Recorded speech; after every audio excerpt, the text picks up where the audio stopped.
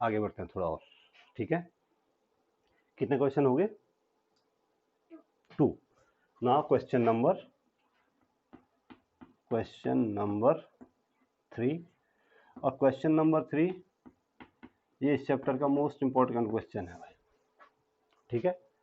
अब ध्यान दो इधर, शीर्षों -1, 0, -1, 2, 1 और 0, 3 से निर्मित त्रिभुज का क्षेत्रफल। एक त्रिभुज है भाई, देखो ये कोई त्रिभुज है ए, बी और सी। ध्यान से देखो, इसके शीर्ष हैं 0, -1, 0, -1, दूसरा शीर्ष है 2, 1 और 0, 3, 2, 1 और तीसरा शीर्ष है 0 और 3, ठीक है ना। त्रिभुज एबीसी के शीर्ष क्या है, ये दिए हुए हैं, ठीक। ये कह रहा है आगे, त्रिभुज की भुजाओं के मध्य बिंदु से बनने वाले त्रिभुज का क्षेत्रफल ज्ञात कीजिए। अब त्रिभुज की भुजाओं के मध्य बिंदु, इसके मध्य बिंदु है P, इसका मध्य बिंदु है Q और इसका मध्य बिंदु है, सपोज करिए, तो PQR से बनने वाले त्रिभुज का क्षेत्रफल ज्ञात कीजिए। ये एक त्रिभुज बन रहा है, PQR को मिलाने पर एक त्रिभुज बना, इसका क्षेत्रफल आपको क्या करना है, ज्ञात करना है। और साथ में इस पूरे त्रिभुज के क्षेत्रफल से उसका अनुपात भी निकालना है, ठीक है।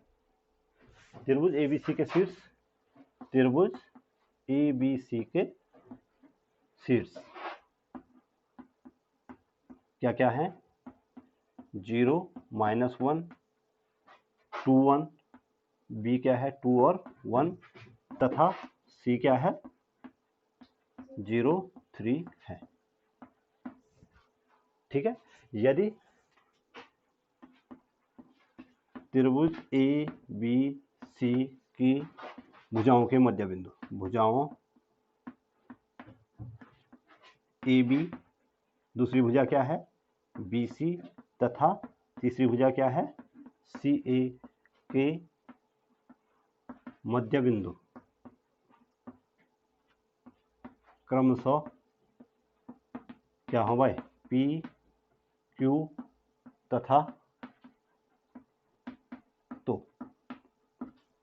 पी क्यू और आर हो। अब थोड़ा ध्यान दो, हमें त्रिभुज पी क्यू और आर का क्षेत्रफल निकालना है। अब हमें उसके निर्देशांक मालूम नहीं है ना, लेकिन हमें ये मालूम है कि पी जो है ए बी का मध्य बिंदु है, क्यू बी सी का मध्य बिंदु है और सी ए आर ए सी का मध्य बिंदु क्या है आर। अब आप जानते हैं, चूंकि मध्य बिंदु के निर्देशांक, क्योंकि आपको बताया था मैंने पिछले चैप्टर में, किसी भी रेखाखंड के मध्य बिंदु के निर्देशांक क्या होता है, सीधे लिख दूं x1 प्लस x2 बाई 2 और दूसरा y बराबर होता था y1 प्लस y2 बाई, यही होता था, याद है। इसलिए p के निर्देशांक, इसलिए p के, अभी आपका पिछला चैप्टर भी रिपीट हो जाएगा, पता लग जाएगा किसने कितना पढ़ा हुआ है, ठीक है ना। p के निर्देशांक हो जाएंगे, p जो है ए बी का मध्य बिंदु है x1 y1 x2 y2, x1 y1 x2, ठीक है ना।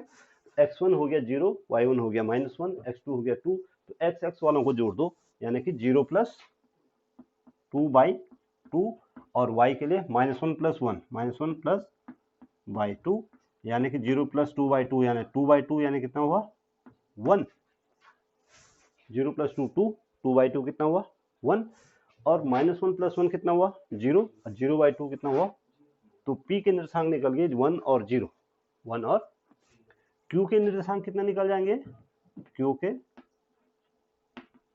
अब बोलो, अमन बोलेगा भाई, मिस्टर अमन बोलो, सीधे बोलो, बिना x1 y1 x2 y2 समझाए मुझे सीधे बोलो कितना लिखूं मैं यहाँ पे, 2 प्लस है 2 प्लस 0 बाई 2 और 1 प्लस 3 बाई 2, कैसे x1 y1 x2 y2, ठीक है। तो x x यानी पहले पहले को जोड़ो और y y यानी बाद वालों को जोड़ो, तो 0 प्लस 2 बाई 2 यानी कि 1 हो गया और 1 प्लस 3 4 हो गया, 4 बाई 2 और आर के निर्देशांक, आर के निर्देशांक। अब बोलो कौन बोलेगा? अभिषेक बोलेगा। 0 + 0/2 राइट, -1 + 3/2। ठीक है, ठीक है, ओके। 0 + 0/2 यानी 0 हो गया, और 3 - 1 2, 2/2 1। अब आपके पास जो त्रिभुज पी क्यू आर है भाई, त्रिभुज पी क्यू आर, इसके शीर्षों के निर्देशांक भी हैं, त्रिभुज ए बी सी के शीर्षों के निर्देशांक भी हैं। अब आपको क्या करना है कि इन दोनों त्रिभुजों के क्षेत्रफलों का अनुपात निकालना है। तो पहले आप त्रिभुज एबीसी का क्षेत्रफल निकालो, फिर आप त्रिभुज पी क्यू आर का क्षेत्रफल निकालो, बट्टे में रख दो, दोनों को भाग दे दो और अनुपात निकल आएगा। सिंपल। अब देखो,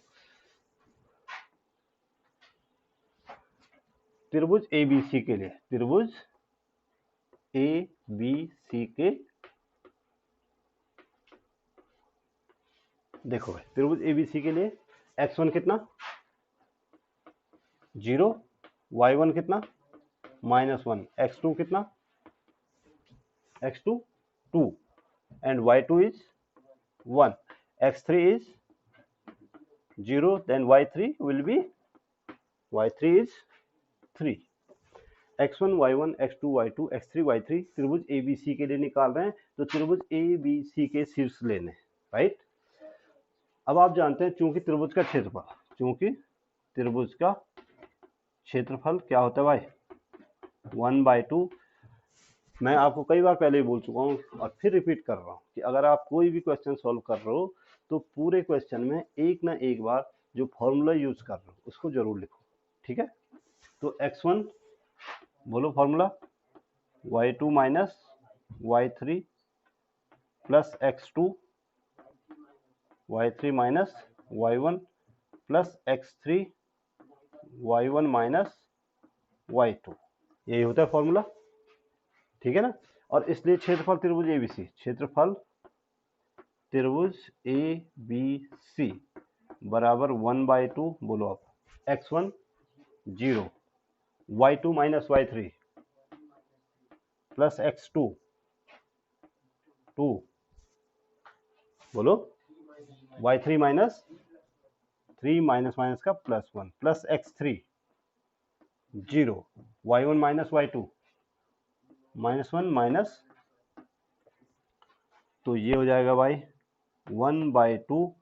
अब देखो 0 इंटू समथिंग बराबर 0, 3 + 1 4, 4 2 जा 8, and 0 + 0 into something equal to 0, तो यानी 8/2, 8/2 यानी क्षेत्रफल त्रिभुज ए बी सी बराबर 4 वर्ग मात्रक, 4 स्क्वायर यूनिट आ गया भाई।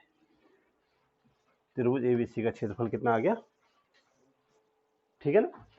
अब देखो अभी त्रिभुज एबीसी का क्षेत्रफल निकला, अभी हमें किसका निकालना है पी क्यू आर का, और फिर उसका अनुपात में निकालना है, ठीक है। अब त्रिभुज पी क्यू आर के लिए, त्रिभुज पी क्यू और आर के,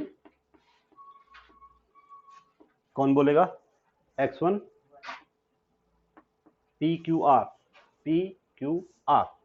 1 y1 0, x2 is 1, y2 2, मान लेते हैं x3 0 एंड y3 1। सही बोलना है, गलत बोलोगे। और इसलिए क्षेत्रफल त्रिभुज पी क्यू आर बराबर 1/2, बोलो x1 1, y2 - y3 2 minus plus x2 1, x2 y3 -1 minus plus x3 0, y1 minus, ऐसे ही होगा, यही हुआ भाई, ठीक है। तो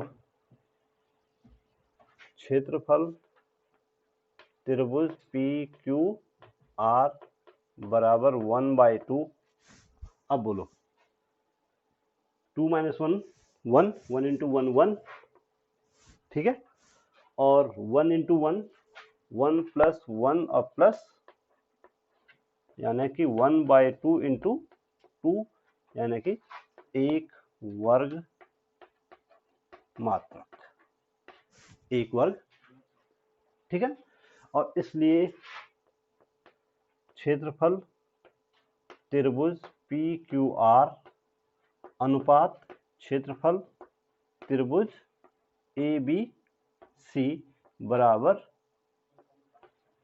1:4। ये तुम्हारा आंसर आ गया। क्यों? इसका क्षेत्रफल 4 वर्ग मात्रक आया और इसका कितना आया?